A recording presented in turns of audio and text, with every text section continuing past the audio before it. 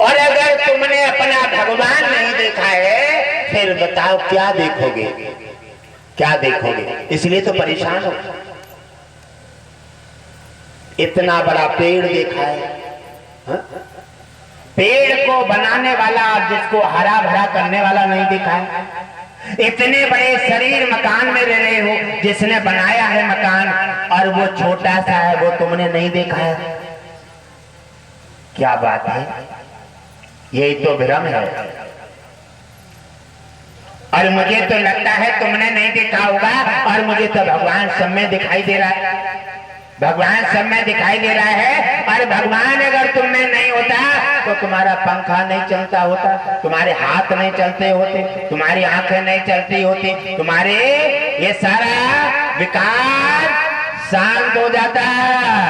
इसलिए आपका सब अंग चल रहे हैं, हाथें चल रही हैं, आंख चल रही है। ये क्या है? भगवान मौजूद है, भगवान मौजूद है। ये क्या है? हरि। ये क्या है? बोलता पुरुष। ये क्या है? प्राणी। ये तुम्हारे अंदर चैतन्य स्वरूप परमात्मा मौजूद है। यही तो परमात्मा है। इसी को समझो, अनुभव करो, विश्वास करो। और तुम्हारे शरीर में 24 घंटा रहता है तो तुम उसे नहीं पहचान पा रहे। आप बताओ भगवान को कैसे देखोगे? और भगवान किसी समय अचानक आ गया तुम्हारे सामने तो आप तो पहचानोगे नहीं, क्योंकि आपने देखा ही नहीं है। इसलिए अगर नहीं देखा है और भगवान आने वाला है, और आने वाला है विष्णु रूप में, तो आपने आ गया तो आप देख नहीं पाएंगे। और आप देख नहीं पाएंगे तो लाभ कैसे ले लेंगे? आप मांगेंगे कैसे जब आप उसे पहचान नहीं पाएंगे? आप किसी मेहमान को पहचानते नहीं है तो आप पानी की कैसे पूछ लेंगे? क्या लगे ना, किसी से पूछे ना, अरे कहे भाई ना कि तुमने रामा कृष्णा क्यों नहीं की? क्या लगे हमें जानते नहीं है। अरे भाई जानते नहीं हो, पहली बार तो सभी मिलते हैं ना, हमें आपको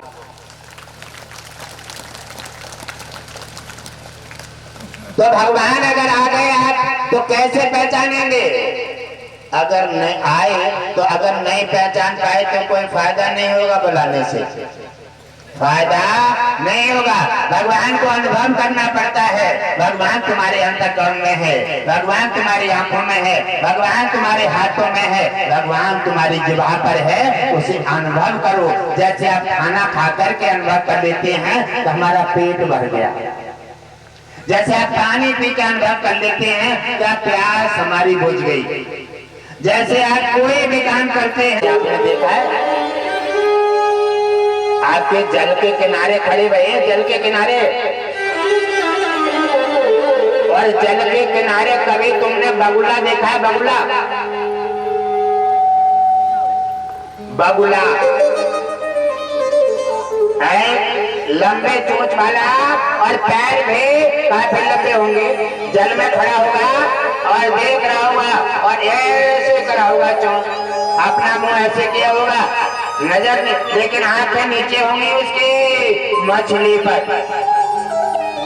मछली पर होंगे और लगाए होगा नजर। और जैसे देखा कि मछली उड़ते चली आ रही है, और जैसे देखा और उसे पकड़ा लील गए। और देखो सनातन का नाम आ जाए, भगवान का नाम हो, कथा हो, सत्संग हो, और जहाँ पर भी हाथ उठाने का, ताली बजाने का, जयकारा लगाने का, तो जयकारा भी कभी हाथ नीचे करके नहीं, हाथ ऊंचे करके जयकारा लगाना चाहिए। और जैसे बगुला मछली देख के फूल जाता है, वैसे सनातन का नाम आ जाए, वैसे भारत का नाम आ जाए, वैसे हिंदुत्व का नाम आ जाए, और वैसे ही कहीं भागवत सत्संग का नाम आ जाए तो बगुला की तरह फूल जाया करो, बगुला की तरह फूले और हाथ ऊंचे करके और ऐसा जयकारा लगाओ जो कि भगवान विष्णु के पास तक आवाज पहुंच जाए। ओम विष्णु हरि गणवासी नारायण की जय हो। आनंद समझ नहीं आया। हमें लगता है और अबिहार इतने जने हैं आप, और अबिहार हमारी एक देवी को निकाल दो, दो को लड़ाई करवा दो, कैसों बात चलवा दो ना। आप देख लियो माइक की जरूरत ना पड़े, इतनी तेज बोले तो अच्छा पानी ना मिले मुंह सूख जाए, है ना। लेकिन देवियां हमारी इतनी लड़ाका जहां ना है। आप लोगों की थोड़ी कह रहे हैं, आप लोग सब अच्छे हैं। कहीं कहीं ऐसा हो जाता है, आज जैसे लंका में भी थी, लंका में भी ऐसे जैसे नाम था सोपड़ खां। अब आप नाम आता है और देखो कौन से भेष में सीता चुरी थी।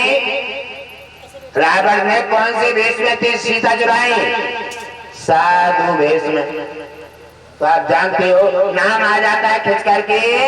ऐसे ही आप तो सभी अच्छे हैं। बात यह है कि अच्छे के लिए पैगाम आगे बढ़ाओ, बच्चों को संस्कारवान बनाओ, बच्चों को पूजा की आदत डालो, बच्चों को सत्संग की आदत डालो, बच्चों को भजन करने की आदत डालो, बच्चों के लिए अच्छा राम नाम लेने की आदत डालो।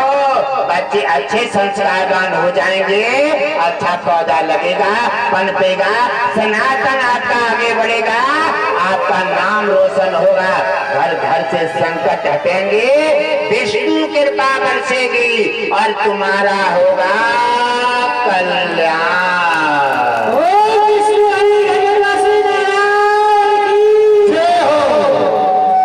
घटघटवासी जी आए हैं आपको कल्याण का मार्ग देने के लिए। भागीरथ गंगा लाए बड़ी तपस्या के साथ। भागीरथ ने तपस्या की, गंगा लेकर आए। गंगा अपने स्थान पर बहती है और ये है सत्संग गंगा। सत्संग गंगा पर्व है। ये जगह जगह जगह जगह घटघटवासी जी के मुखारविंद से बहता है। ये सत्संग गंगा पर्व है। ये उन गंगा अपनी जगह बहते हैं, उन गंगा से, क्योंकि वो गंगा केवल आप जाओगे जल पिएंगे, स्नान कर सकते हैं, आपको दो ही रास्ता मिलेंगे। और ये गंगा पर्व ऐसा स्नान है, इसमें आप जो भी चाहेंगे उसी समस्या का हल पा सकते हैं। आप चाहे विष्णु जी को देखेंगे तो विष्णु जी मिलेंगे, आप चाहे लक्ष्मी को देखेंगे लक्ष्मी मिलेंगे, आप चाहेंगे कि आज हम शरबत पीना चाहते हैं तो शरबत मिलेगा, आप चाहेंगे आज पानी पीना चाहते तो पानी मिलेगा। यह है उस गंगा से लाख वो गंगा स्नान करने से एक पुण्य मिलता है, और ये सत्संग आने से 1,00,000 पुण्य मिल जाते हैं। 1,00,000 ये सत्संग सुनने से, सत्संग कराने से गंगा नहाए एक पुण्य मिलता है, और सत्संग करने से और सत्संग सुनने से 1,00,000 पुण्य प्राप्त हो जाते हैं। हमारे भगवान विष्णु कहते हैं, इसीलिए गुरुदेव के मुखारविंद से निर्मल गंगा का पर्व की आवाज जहाँ तक जाती है और जिनको झलक मिलती है, सत्संग कराते हैं, सत्संग सुनते हैं, और जिनकी आवाज सत्संग की जिनके कानों में पहुंच जाती है, उनका भी उद्धार हो जाता है। यह है सत्संग का गंगा का निर्मल पर्व। इसमें भागीरथ गंगा लाए बड़ी तपस्या के साथ। भागीरथ ने तपस्या की, गंगा लेकर आए। गंगा अपने स्थान पर बहती है और ये है सत्संग गंगा। सत्संग गंगा पर्व है। ये जगह जगह जगह जगह घटघटवासी जी के मुखारविंद से बहता है। ये सत्संग गंगा पर्व है। ये उन गंगा अपनी जगह बहते हैं, उन गंगा से, क्योंकि वो गंगा केवल आप जाओगे जल पिएंगे, स्नान कर सकते हैं, आपको दो ही रास्ता मिलेंगे। और ये गंगा पर्व ऐसा स्नान है, इसमें आप जो भी चाहेंगे उसी समस्या का हल पा सकते हैं। आप चाहे विष्णु जी को देखेंगे तो विष्णु जी मिलेंगे, आप चाहे लक्ष्मी को देखेंगे लक्ष्मी मिलेंगे, आप चाहेंगे कि आज हम शरबत पीना चाहते हैं तो शरबत मिलेगा, आप चाहेंगे आज पानी पीना चाहते तो पानी मिलेगा। यह है उस गंगा से लाख वो गंगा स्नान करने से एक पुण्य मिलता है, और ये सत्संग आने से 1,00,000 पुण्य मिल जाते हैं। 1,00,000 ये सत्संग सुनने से, सत्संग कराने से गंगा नहाए एक पुण्य मिलता है, और सत्संग करने से और सत्संग सुनने से 1,00,000 पुण्य प्राप्त हो जाते हैं। हमारे भगवान विष्णु कहते हैं, इसीलिए गुरुदेव के मुखारबिंद से निर्मल गंगा का पर्व की आवाज जहाँ तक जाती है और जिनको झलक मिलती है सत्संग कराते हैं, सत्संग सुनते हैं, और जिनकी आवाज सत्संग की जिनके कानों में पहुंच जाती है उनका भी उद्धार हो जाता है। यह है सत्संग का गंगा का निर्मल पर्व। इसमें ये गंगा का निर्मल पर्व है। एक खटखट वासी जी के मुखारबिंद से गंगा ये पर्व बह रहा है, और अभी 2 दिन शेष बचे हैं।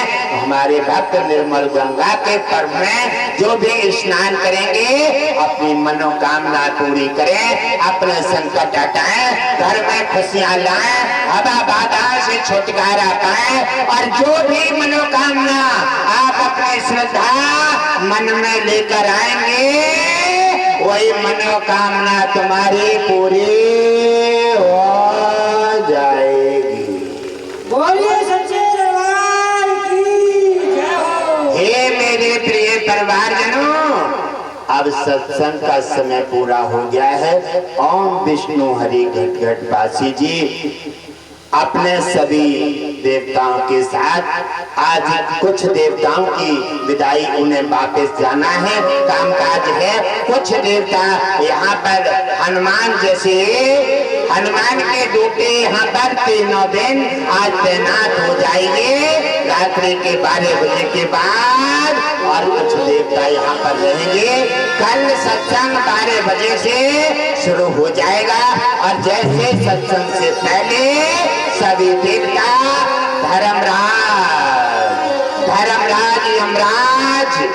यमराज जो आना जाना ले जाते हैं, जिनके हाथ में सभी संसार धरते प्राणियों का लेखा जोखा है, वो यमराज भी कल पधारेंगे, धर्मराज भी पधारेंगे, और कल कैलाश से कई हमारे अतिथि संत भी पधारेंगे।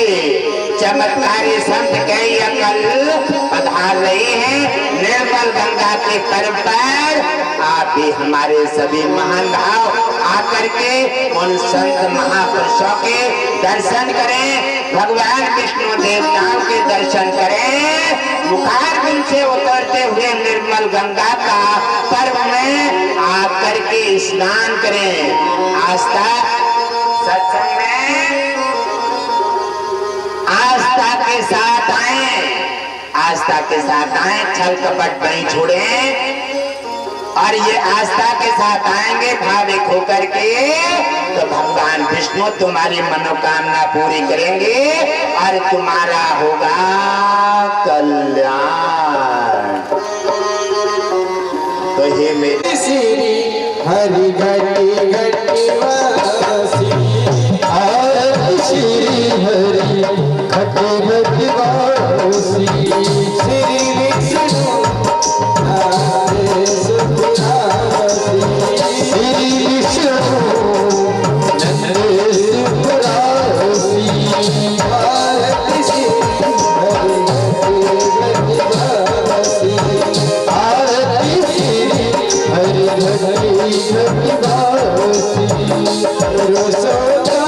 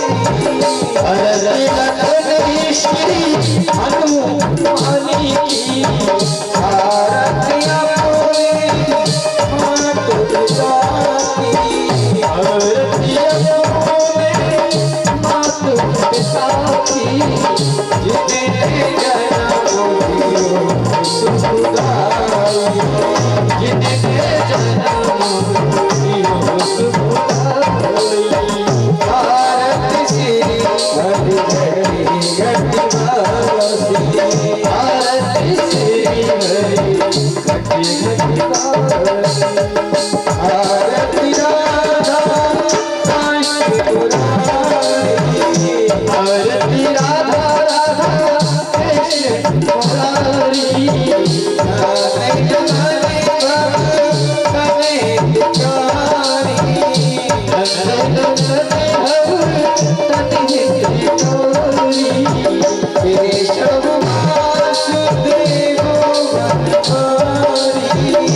कृष्ण मुरारी